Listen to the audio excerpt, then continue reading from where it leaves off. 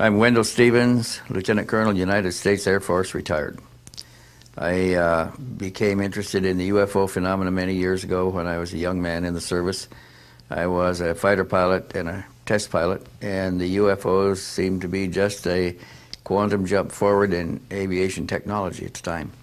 And it fascinated me because part of my job at the Wright Air Development Center was to screen classified documents captured from former enemy production facilities that were being brought through Wright Field for separation and preparation for distribution to our own manufacturers to try to catch up with any new and innovative developments that other countries might have experienced before they lost the war.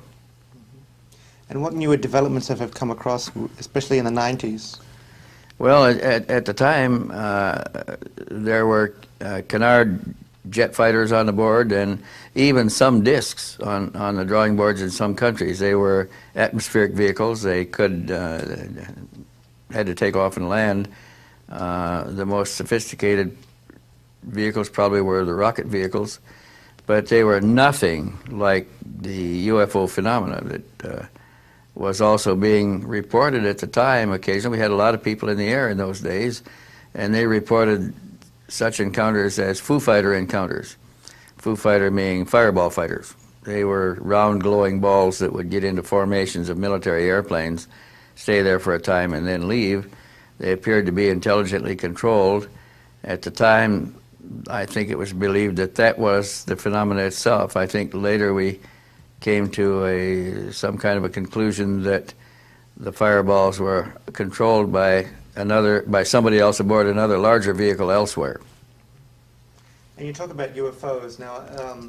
A lot of these, not so much alien, but also controlled by, say, government installations and places like that. Do you know anything about that? Well, we didn't have a capability of controlling these exotic fireballs that could get in formation and stay there without being, couldn't shoot them down. They could evade, they could hang on to a fighter going through evasive maneuvers and stay in position. We had rockets that could be launched through a formation and even missiles, but we didn't have anything that could lock on and stay with another vehicle at the time. And you talk also about the case of Billy Meier. Can you go into that a little bit? Yes, the Billy Meier case in Switzerland was a fascinating case and a fascinating investigation because it involved a great deal of evidence. There was physical evidence of many kinds. It involved many other eyewitnesses. It actually involved 5 other photographers too. Billy Meier took most of the pictures, but pictures were taken by 5 other photographers, at least that we knew of, and which were known to Billy. We found one photographer unknown to Billy who had taken pictures one time. We also found eyewitnesses unknown to Billy that had seen the craft descend into a forest at a point where a contact was made with Billy and then rise and fly away. They never heard of Billy Meier, and he had never heard of them.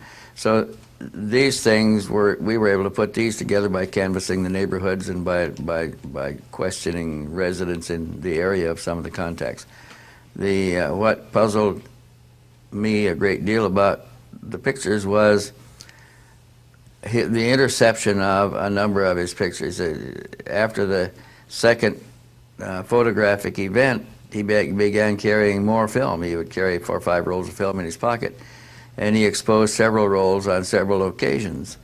Whenever there was several rolls of film exposed, and when they went through processing, he almost invariably lost one that didn't come back. And what he would get was one of these "you goofed" slips that indicated that the camera wasn't adjusted right, the film didn't roll through, or one thing after another, and instead of returning the film, they just sent him a certificate authorizing him to get another roll of film to replace it. We found this very disturbing because it usually was what he thought might have been the best roll. Then he got a package of slides back. Remember, he shot all of his pictures on positive slide film. He got a package of slides back, and when he had the slides printed, everything came out backward. The landscape was reversed, signs read backwards, and everything. And he thought it was a mistake. He took them back and had them printed again, and that printing came back backwards. So at that point, Billy was prepared to believe that the Pleiadians had demonstrated some capability of theirs, remarkable capability that was a trick of the Pleiadians played on him. When we went to the laboratory that processed the film, though, they said that that would be impossible, that the only suggestion they could make is that somebody in their laboratory facility, for some reason or another, made a duplicate strip of film, emulsion to emulsion, which gives you higher fidelity, the best fidelity. And then a mistake was made in returning his. They returned the duplicated slides instead of his originals. The originals went someplace else. So now we don't have any proof, but we have an indication of some tampering being done in the professional laboratories themselves, which they were very concerned about. The laboratory staff didn't know this was going on, so it was being done by lower level people working in the laboratories. That was one time. Another time that was Billy's fault. When he was shooting more than one roll of film, he'd move them from one pocket to the next. The unexposed ones in one pocket, the exposed ones in another. And he got one roll of film back that, to us, clearly were double exposures. To him, he thought he was sure that he hadn't mixed his film, and he thought the Pleiadians had played another trick on him, a visual trick. But when we got some of those back here, we were able to visually separate the images in computers and look at the separate pictures. They were actually double exposures. Why do you think that? Why do you think someone would do that? Would actually mess with the photos, as you said, in the laboratory? The laboratories couldn't make anything of this. They couldn't understand because they're under very strict rules and regulations about handling other people's property.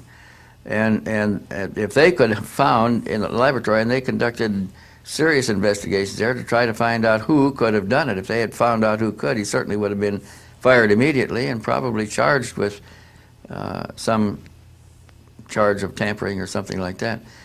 But they couldn't find out where it was done. The only thing we had is the film was turned in properly, the log showed it was logged in, the log showed it was processed, the log showed it was logged back out again, except for the missing rolls. When that happened, it showed that only 2 rolls came out. When 3 rolls were turned in, 2 rolls came out of the developing room. And we never found who got it. A similar thing happened to his 8mm movies. He took 8 sequences of 8mm movies that a television station in Munich wanted to borrow for treatment on his case, and Billy was very trusting. At this time, he trusted everybody. And so he prepared to send his 8 small 8mm rolls to the television station, and one of the people around him says, "No, let's not send it that way. Let's splice them together, put them all on one reel, and we'll mark the reel and the can, so we could tell if we get them back." So they did, and when after the program, they tried to get the film back, the station resisted. It didn't send them, and didn't send them. More inquiries. They had an attorney inquire into it. And finally, the station in Munich sent the film back. They checked the reel, the can, and the reel inside, thought they had the original. It wasn't until months later when we were there with the Japanese video team that Meier had agreed to allow them to shoot the movie film onto video film, and they were going to give Billy a copy of that. After the first sequence, Mr. Yowie called for him to stop the film. He says, "Roll it back, I want to see the splice."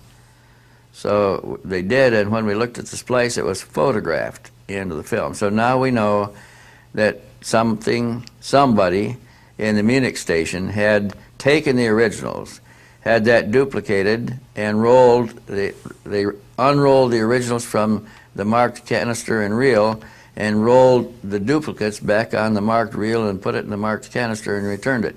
So whoever made off with it was taking all the precautions he could to be sure that his theft would not be immediately discovered. And all of this was going around. Our testing had to be done with the duplicates that were made by the Munich station, because I only saw the originals a couple of times before Meier sent them to to Munich. Well, it's it's interesting in a lot of cases when like Billy and people like that who get contacted, they don't see anything but when they look in the viewfinder, they get to see something. Billy's case was different. He could see it visually, and he also saw it in the viewfinder. But an interesting thing, he finally began carrying a video camera and a tripod, and he would set the video camera, set the tripod up, and mount the video camera. Not a video camera, I'm sorry, an 8mm movie camera. It was an old key wind 8mm camera, and he'd set the tripod up, put the camera on it, wind it up, and then get his hand camera ready, and then he'd push the start button on the movie camera when the image appeared. And he found that almost invariably, he didn't have to move the movie camera. When the image appeared, it always appeared in front of the movie camera. All he had to do is push the button and start shooting pictures with his hand camera. And he asked them one time about that, and they said, of course, we know which direction you set the camera up. In a lot of cases also, I've noticed that only he will be able to see it, he and the camera. Like there's some instances in Miami and other places. They told him that they had a way of opening the visibility screen in his direction when they were allowing him to take. Remember now, he couldn't take those pictures until they allowed him to. If they didn't tell him he could bring his cameras, there's no chance of getting a picture. And they would tell him when he could take the pictures because, and there was a reason for it. That's why this pictures are so good. When they allowed him to bring the cameras, they actually posed the ships in a flight demonstration, moving slowly so that he could get good pictures. And they had a motive for that. The motive was they thought that if he could get clear enough and sharp enough pictures, that his own government would become interested in what was going on, would analyze the pictures, would find that it would be extremely difficult, if not impossible, to fake the pictures. They would come to him and ask him, who are they, where are they from, and what do they want? They had prepared from the very first contact a message to be delivered to his Swiss government. And that message pertained to the decay of our ionosphere and the dangers that we faced if we didn't stop the cause of the decay. And they even told him what the cause of the decay was. And they dictated a message to be transmitted to his government. And after that, after the message was received and transmitted and prepared and delivered to the government, and he didn't question it at the time, another contact after that, when they were back again, Semyasi asked him what the reaction of the Swiss government was. He said, I haven't heard anything. He said, why don't you do it yourself? And she said, we have. She said, we approached one of your sitting presidents. Now, Switzerland has several presidents. They have an elected president from each province, and they sit as a presidential council. So she said, we have approached one of your presidents. We contacted him, asked the same favor of him, and he was a timid soul. He didn't tell his wife. He didn't tell his colleagues. He didn't tell anybody about his contacts because he was afraid of ridicule and disbelief.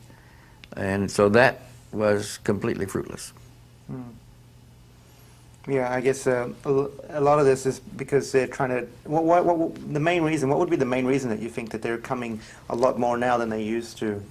I don't think they're coming a lot more now than they used to. I think that our reporting has improved. I think that it's people are more likely to report a contact now than they would have been 10 years ago. They didn't, when they told the first person about it and get the raised eyebrows and the look away, that usually stops there, because it's usually a close friend, and they know if he's not going to believe it, nobody else is. But now, with so many reports out, their friends don't raise their eyebrows and look away anymore. They get a little more interested, and they get more information, and then together they go to somebody else. And I think that's all that's happening, is just an increase in the rate of reporting, not an increase in the rate of activity. And you talked a little bit about them predicting certain aspects. Can you go into a little bit? They predicted a number of things. I guess you overheard me talking to somebody downstairs about their prediction of, first of all, describing the murder of Pope Paul VI, which has never been described as a murder. And the following morning, before the conclave is called to elect a new pope, he's telling me about the murder. He tells me how it was done, who did it, who the plotters were, why they were concerned, what was going to happen that was frustrated by the murder. And he told me, and I kept protesting that they don't murder popes. He kept insisting they did this one. And I guess to reinforce his view, he said, and I can tell you, Mr. Stevens, the next pope, his successor, will be elected in the largest conclave in the history of the church. He'll be elected on the shortest vote. It'll be on the third ballot. It'll take 33 minutes to verify the ballot. He will reign 33 days and die by the same number of days, he said, and die by the same hand. And he said he will take, when he's elected, he will take the name John Paul I. Now, this is before the election, and it's before the conclave was even called. And I'm still protesting that we don't murder popes. When he went on to give me some information about the next one, he said he will be elected from outside of the Vatican hierarchy. He'll come from an East Bloc nation, suggested Poland, that he will be kept on the road by the Vatican hierarchy to keep him from discovering the other two deaths and the reason for it, and to give him time to know that he's in danger also if he moves too far too fast. And they kept him on the road as much as they could to run the Vatican without his presence there. That's the present Pope John Paul II. That name was taken in honor of the one that reigned only 33 days. They said that he would be known as the Smiling Pope, which he kind of is, that he would travel the world, and that if he decides to investigate, if he becomes aware of and decides to investigate the previous two murders, that he has to go. And there was also an indication that normal events might take him before that. But when this pope goes, he told me that the next pope after this one will be elected from inside the Vatican hierarchy and will be one of the co-conspirators in the murder of the other two popes. This has never been released before, never been published before. Meier was warned not to discuss any future events at any time until after they had happened. But I think he felt that he had to justify, he had to persuade me to believe what was going on, and I didn't believe it at the time, but I certainly did when the next pope died in 33 days of the same clinical description, heart seizure. And the medicine used, Meier was shown that the medicine used was a chemical, there was one drop of chemical, clear chemical, that was put in the tea that caused a cramp in the heart, lasts about 10 minutes, and then the chemical evaporates out of the body in the heat of the body, and it's not detectable anymore. The clinical description of the death would have to be a heart seizure. And both popes, according to the Catholic Digest, or not the Digest, Catholic Encyclopedia, under both popes' names, they died of a heart seizure. Interesting. In your research, have you gone into ancient cultures and seen how they've looked into ufology as well? Well, I don't have access to a lot. I would like to study the reports in the Annals of Rome. There's 28 volumes of the Annals of Rome, and flying seals are mentioned in 21 volumes, but I never had an opportunity and a library that had them to do the research that I would like to. There's historical references to Vaimanas in India. So many Vaimanas were seen that they classified them by birds' names. There were stork Vaimanas, pheasant Vaimanas, goose Vaimanas, duck Vaimanas. Why do you think it's important for us to get first-hand accounts from people that have had contact, first-hand contact? Well, if we want to study the problem, the closer to it we can get, the better it is. Second-hand reports are all right. I mean, they help, but they're certainly not as good as first-hand reports. And have you seen similarities between different accounts? Oh, yeah. I try to classify them, make tables of similarities and things like that. What I found over a long period of time, after investigating about 100 cases or more in great detail, where the entities kept coming back over and over repeatedly, it began to look like, where was I going with this? I guess I was into look at different types and it began to look like they were all different. There were differences in origin, differences in the nature of business, differences in the propulsion systems that's used by the spacecraft, communication systems, differences in morphology, appearance. Some of them were even different race and species types altogether. Where they were humans like us, they didn't look exactly like us. They had larger or smaller ears or no ears, bigger or smaller nose or none. Indicating to me that our visitors are almost infinitely different, that the cosmos is vast, and we are off the mainstream of interspace traffic, I believe. The one where contactees have been shown maps. We're never on a regular route of traffic in our galaxy, and we're off in the boonies someplace. And that means that we're discovering Earth is kind of a happenstance arrangement. We do have a few that come back, find something of interest here and come back over and over again to following up on that, and sometimes others, contemporaries of theirs, follow up later.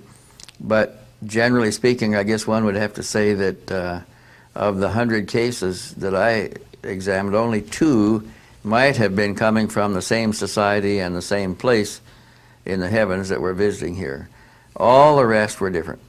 And if that's the sampling, then we have a vast amount of difference in detail in the phenomena itself. Well, there's a lot of people that we've interviewed talking about how a lot of aliens are actually living among us as well. Do you know anything about that? I think that could be possible, because some of them look so much like us they can wear our street clothes. Matter of fact, the ones that were visiting Meier told him that they had acquired Earth street clothes and walked the streets in Zurich and some of the other cities of Switzerland and even other cities of Europe. There was the Umo case in Spain, where the Umites kept coming back over and over again to Spanish scientists. At one time, the Umites told the Spanish contactees that they had delegations or study groups in, 54 nations on the planet here, and that they traveled, our airliners going from one group to another. They masqueraded as Danish doctors because they looked more like Danes than any others. They were a little tall and they had high foreheads. They had elaborate forging facilities of their own. They could make anything they wanted, and they manufactured their own forged documents, mostly Danish, and traveled the airlines. They acquired money by selling gold, which they brought. Some of these cases are quite elaborate and quite complex. Those are the humans that look so much like us they can mix with us. There may even be one sitting in the auditorium down here. In the case of the Umites in Spain, they had a big congress like this in Madrid, and the Umites said they had 2 members sitting in the audience the whole time, attended all of the sessions, that those Umites recorded everything that was said and done, and it was forwarded back to the home planet of Umo. I guess a lot of people also talk about how there might be a possibility that we were seeded from aliens. Well, I hear those arguments that we may represent one species type that did some seeding here. There was an extraterrestrial group one time that told a contactee that our creationist theory and our evolutionist theories are equally false, that we should be thinking of a migrationist theory, that we migrated here from elsewhere or were brought here, that there was no sudden creation and no transition from an animal stage. And you went into can you go quickly into the different major types of aliens that there are? Oh gosh. Like maybe 6 or 7? I'm sure there's many. Yeah, there's humans like us. There was a study done in 1979 by MUFON, another study done in Canada by CUFOR at about the same time, where they collected all of the known cases of alien contact with Earth humans and documented the information statistically, and discovered that about 1/3 of the visitors were humans like us, placental animals.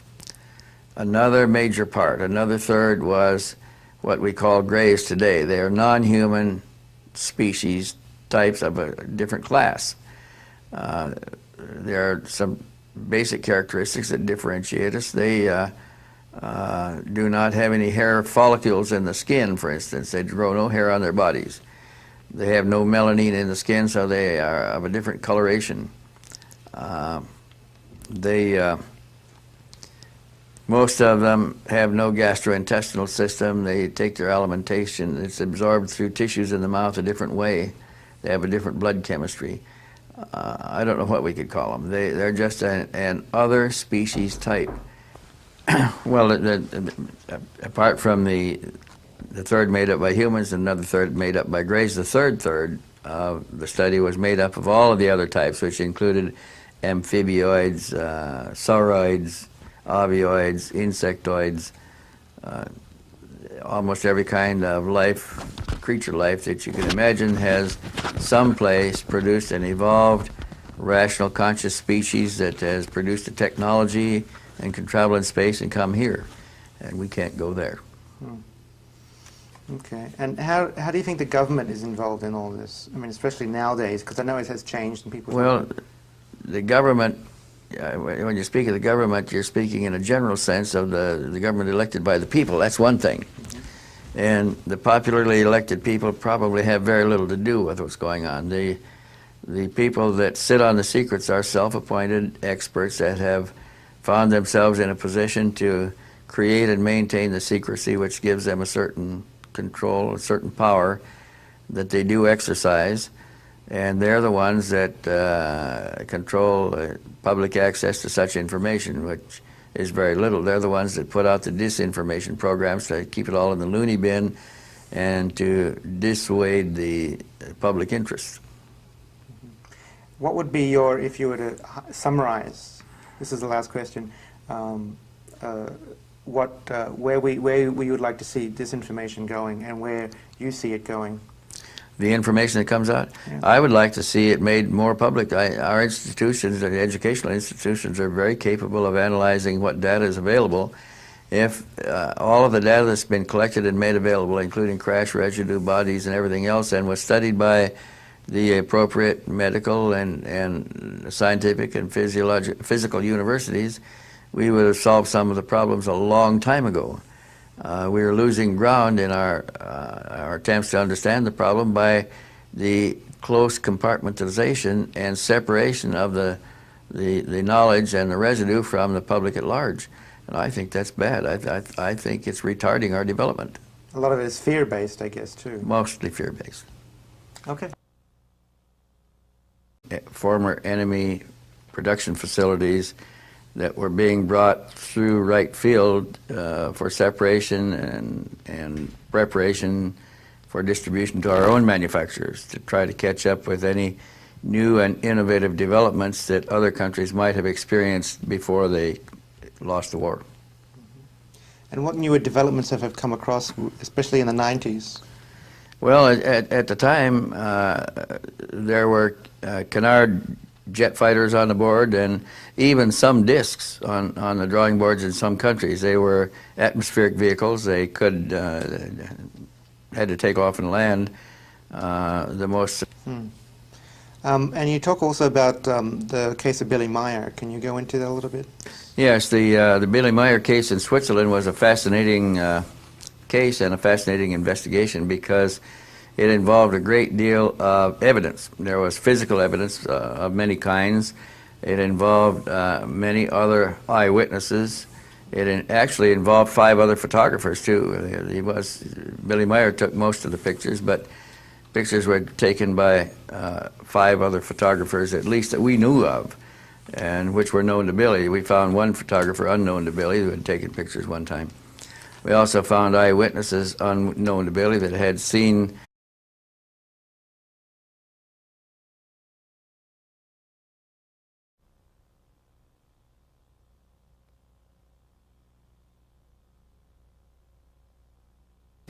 I'm Wendelle Stevens, Lieutenant Colonel, United States Air Force, retired. I became interested in the UFO phenomena many years ago when I was a young man in the service. I was a fighter pilot and a test pilot, and the UFOs seemed to be just a quantum jump forward in aviation technology at the time. And it fascinated me because part of my job at the Wright Air Development Center was to screen classified documents captured from sophisticated vehicles, probably were the rocket vehicles, but they were nothing like the UFO phenomena that was also being reported at the time. Occasionally, we had a lot of people in the air in those days, and they reported such encounters as Foo Fighter encounters. Foo Fighter meaning fireball fighters. They were round glowing balls that would get into formations of military airplanes, stay there for a time, and then leave. They appeared to be intelligently controlled. At the time, I think it was believed that that was the phenomena itself. I think later we came to some kind of a conclusion that the fireballs were controlled by somebody else aboard another larger vehicle elsewhere. And you talk about UFOs now. A lot of these, not so much alien, but also controlled by, say, government installations and places like that. Do you know anything about that? Well, we didn't have a capability of controlling these exotic fireballs that could get in formation and stay there without being, couldn't shoot them down. They could evade, they could hang on to a fighter going through evasive maneuvers and stay in position. We had rockets that could be launched through a formation, and even missiles, but we didn't have anything that could lock on and stay with another vehicle at the time.